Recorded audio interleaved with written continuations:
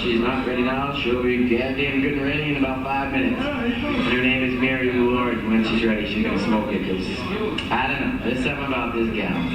So if you'll just be patient for a moment.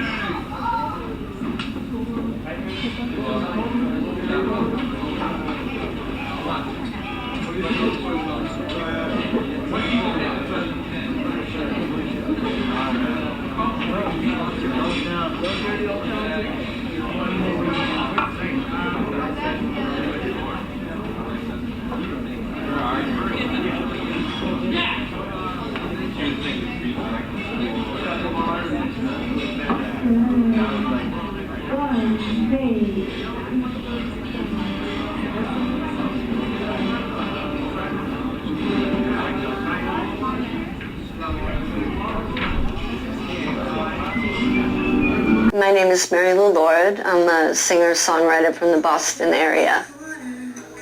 In 1991, I was doing a little busking in the subway and listening to some really interesting new music that was coming out.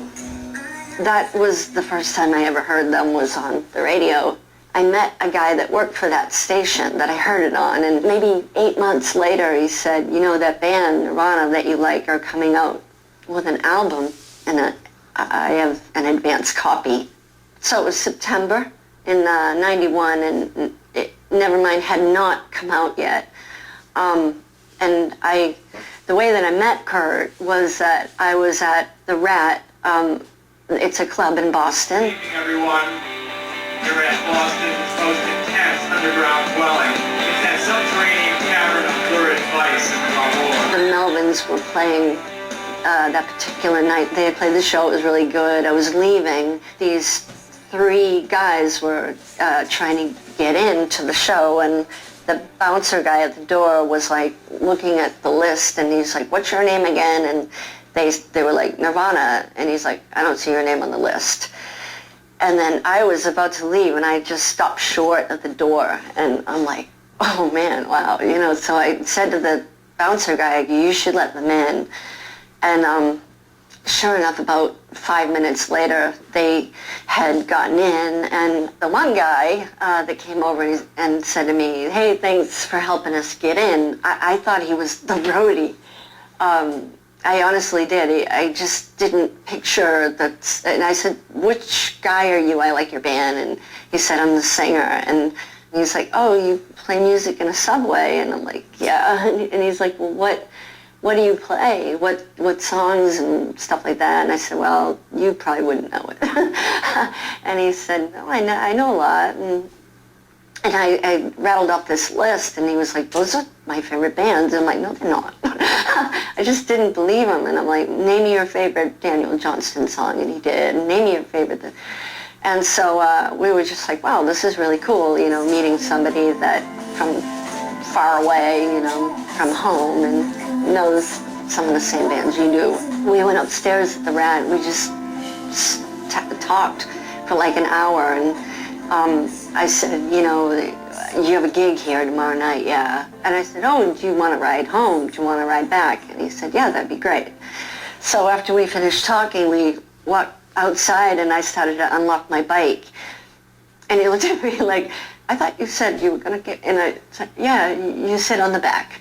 You know, so he sat on the back rack of the bike, and I rode him home back to the hotel, and we sat on the wall in front of the hotel until the sun came up, just talking.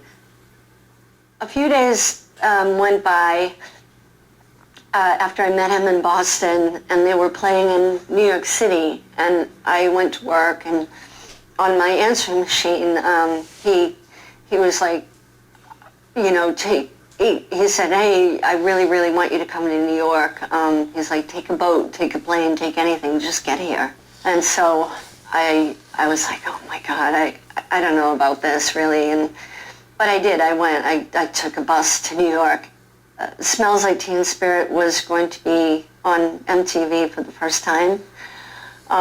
So we're in this hotel, I think it was like the Roger Smith Hotel. It wasn't anything particularly fancy or whatever. And it was weird. It was just like Dave and Chris. I don't remember anyone from the label being around or anything. So it was like Kurt and me and my friend Deb and Chris and Dave in the other room, and like they were so excited that they were going to be on MTV. They were all calling their moms. And before the video came on, he was telling me where they made the video, and that's the janitor, and we made this at Fairfax High in Hollywood, this stuff. And I couldn't quite get my head around everything. And again, they were just like a small band, right? So it wasn't like they had done all this stuff yet. There was no rear view mirror stuff yet. And so I was with him the first time he ever saw himself doing Smells Like Teen Spirit on MTV.